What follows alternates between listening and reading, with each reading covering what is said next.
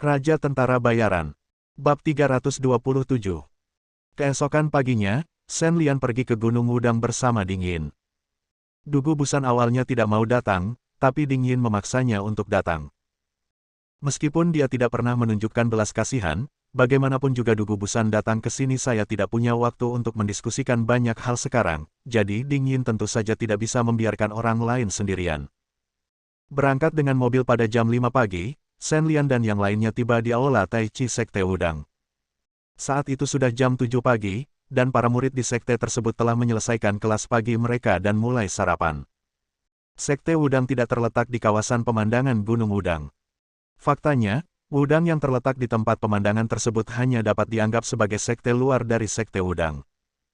Faktanya, sebagian besar sekte dalam seni bela diri Tiongkok lebih memilihnya berlatih keras dalam pengasingan. Tetapi karena Gunung Wudang adalah tanah suci Tao, tidak pantas untuk menutup gunung tersebut. Ada begitu banyak dewa abadi yang diabadikan di gunung tersebut, jadi apa gunanya tidak mengizinkan orang untuk beribadah dan mempersembahkan dupa. Untuk mengatasi masalah ini, para pendahulu Gunung Wudang melepaskan gagasan untuk menutup gunung tersebut dan memilih untuk mendirikan gerbang luar bagi umat sekuler untuk beribadah dan meneruskan semangat Wudang. Gerbang luar setiap hari ada aliran peziarah dan orang percaya yang datang dan pergi tanpa henti, tetapi gerbang dalam masih mempertahankan keadaan belajar mandiri dengan santai, tidak ternoda oleh dunia. Lalu apa? Tunggu aku. Ketika dia tiba di luar Aula Taiji, Ding Yinghui melihat sekeliling seperti biasa, lalu mengatakan ini dan berlari ke aula. Setelah beberapa saat, Ding Yin muncul di depan Shen Lian dan yang lainnya lagi, tapi sekarang dia masih terlihat sedikit trendy.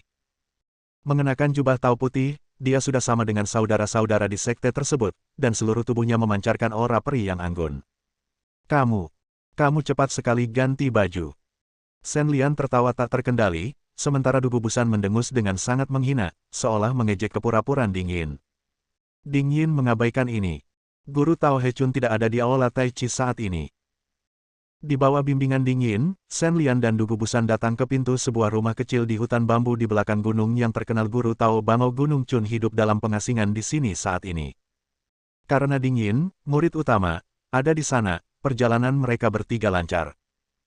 Guru, saudara muda Shen Lian dari Sekte Taiji dan kultivator biasa Dugu Busan ada di sini untuk memberikan penghormatan. Meskipun dia biasanya tertawa dan tertawa, Ding Yin tidak berani berbicara omong kosong di depan tuannya. Dia membungkuk dan memberi hormat dengan jujur, menunggu jawaban tuannya. Silahkan masuk. Sebuah suara yang kuat datang dari ruangan itu. Segera setelah itu, Ding Yin masuk ke dalam rumah terlebih dahulu dan menyerahkan kartu ucapan. Kemudian dia keluar lagi dan membawa Shen Lian dan Dugu Busan masuk. Temui Guru Tao He Chun, senior. Sesampainya di ruang dalam rumah bambu, Shen Lian dan Dugu Busan dengan hormat membungkuk kepada Tao He Chun sebagai junior. Master seni bela diri terkenal di dalam dan luar negeri sedang melihat Shen Lian dan dua juniornya dengan janggut panjang. Dia mengangguk dan berkata, Biksu Yuan Hui mengatakan sebelumnya bahwa murid junior Brother Jin Hua adalah seorang pemuda yang jarang terlihat dalam satu abad. Saya tidak mempercayainya pada saat itu dan mengira dia melebih-lebihkan. Sekarang saya melihatnya, sungguh luar biasa.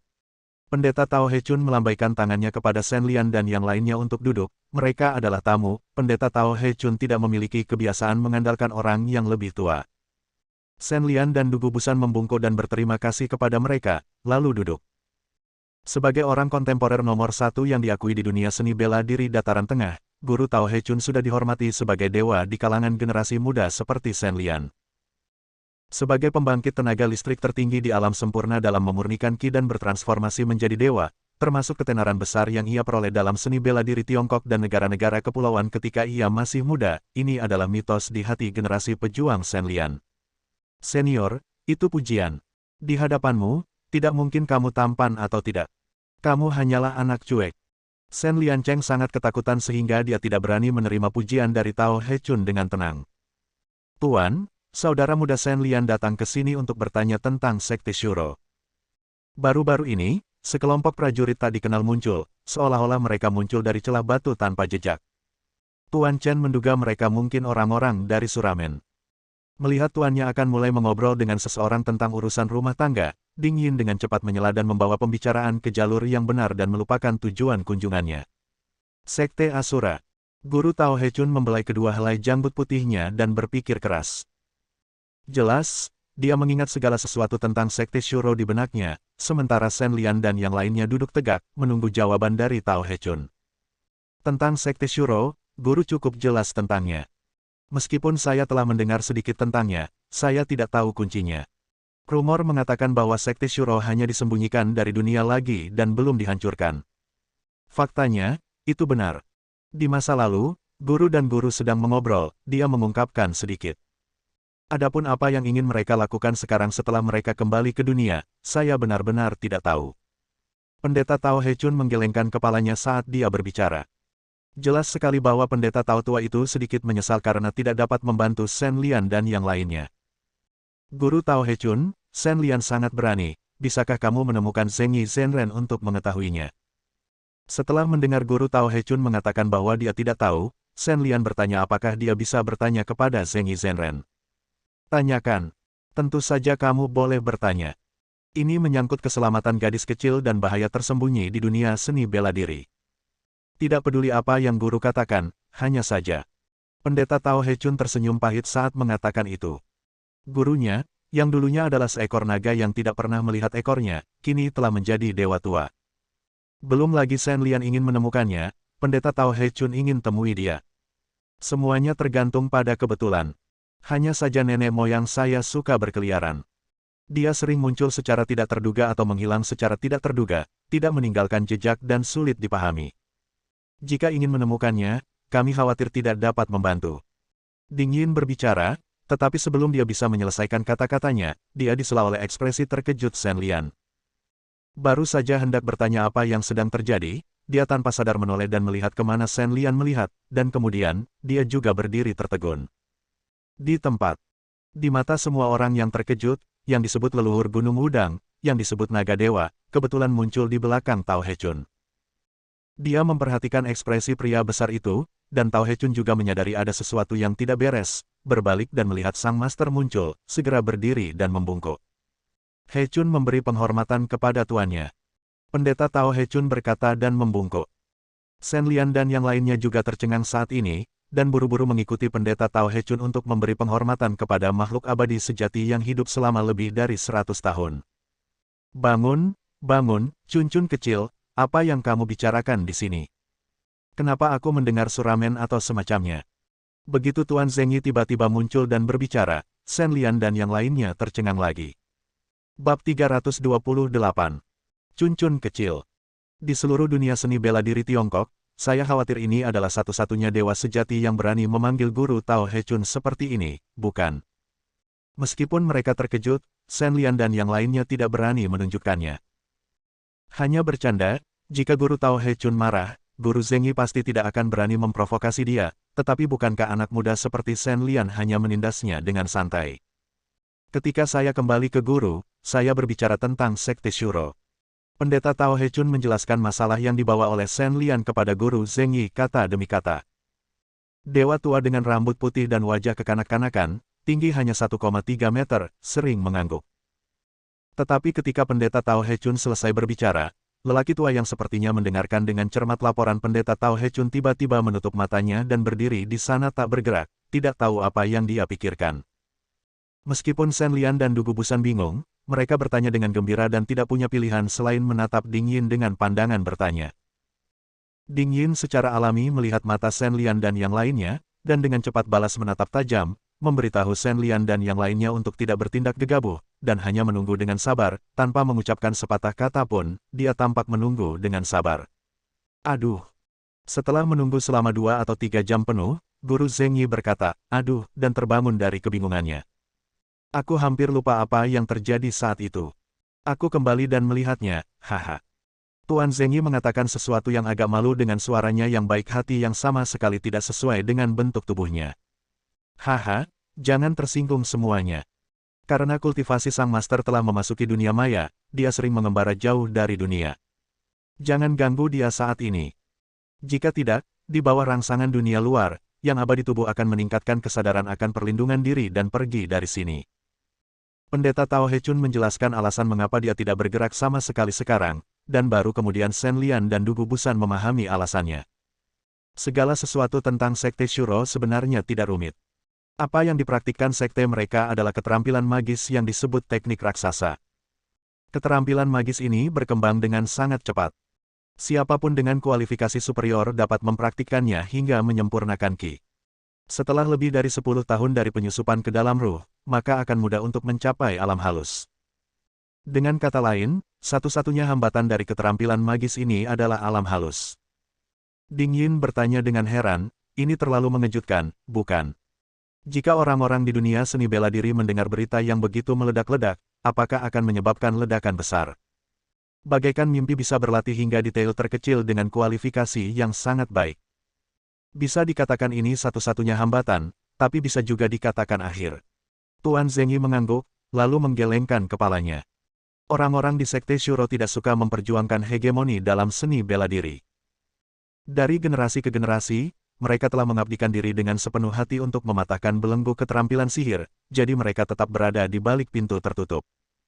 Baru pada 60 tahun lalu Night Sura datang ke dunia untuk mengejutkan para dewa dan manusia.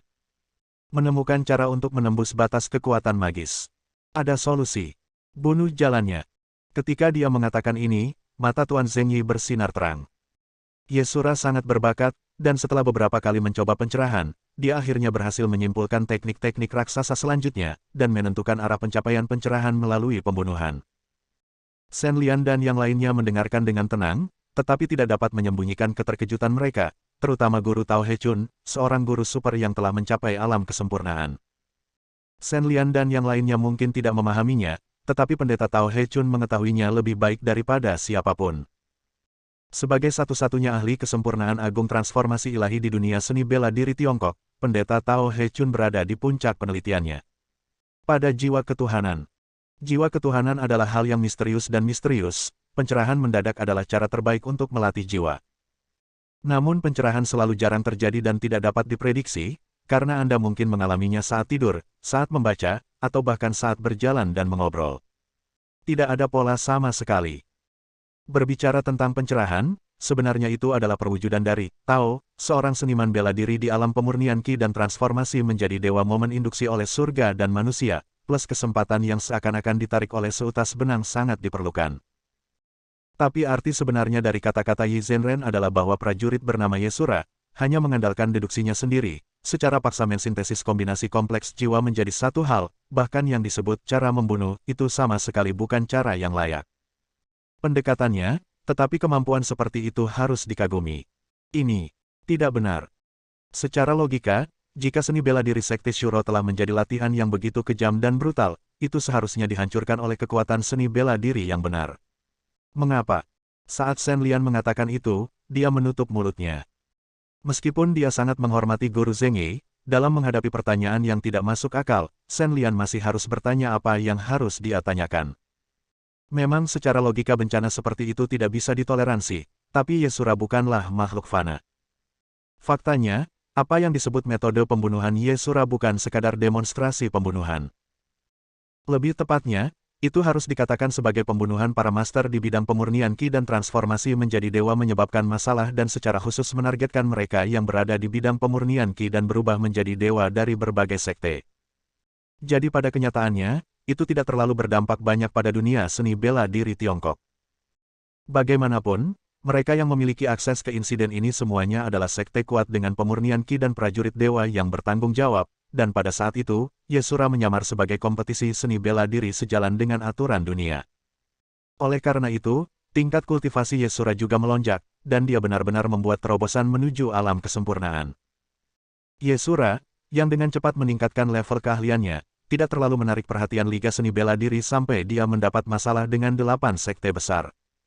Bukan hal yang aneh untuk membunuh seseorang dalam kompetisi seni bela diri, tetapi Anda bisa tidak membunuh seseorang setiap saat. Apakah kamu bilang kamu melewatkannya?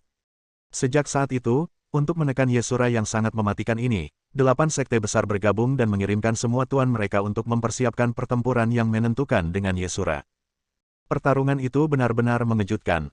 Semua master dari Sekte Shura telah mencapai alam halus. 8 sekte utama dari aliansi seni bela diri semuanya adalah elit. Meskipun kualitas mereka tidak sebaik Sekte Shura, mereka memiliki jumlah yang cukup. Sangat disayangkan keunggulan jumlah tidak bisa benar-benar menekan Sekte Shuro. Para master dari Sekte Shuro yang telah menguasai metode membunuh untuk membuktikan Tao, belum lagi mereka yang mati, tetapi mereka yang bertahan semakin banyak. Dan lebih berani saat mereka membunuh. Ketika situasi berkembang, ketika keadaan menjadi tidak terkendali, Master Zheng Yi, yang keluar dari pengasingan, akhirnya tiba dan melindungi para elit dari 8 sekte utama. Pada saat itu, Guru Zheng Yi telah mencapai tingkat kesempurnaan tertinggi. Dia hanya tinggal selangkah lagi untuk memurnikan jiwa dan kembali ke kehampaan. Pada saat itu, Guru Zheng Yi sudah dapat melihat petunjuk dari Jalan Agung. Zheng Yi tidak punya pilihan. Daripada melawan Yesura, dia membuat perjanjian dengannya. Bersambung.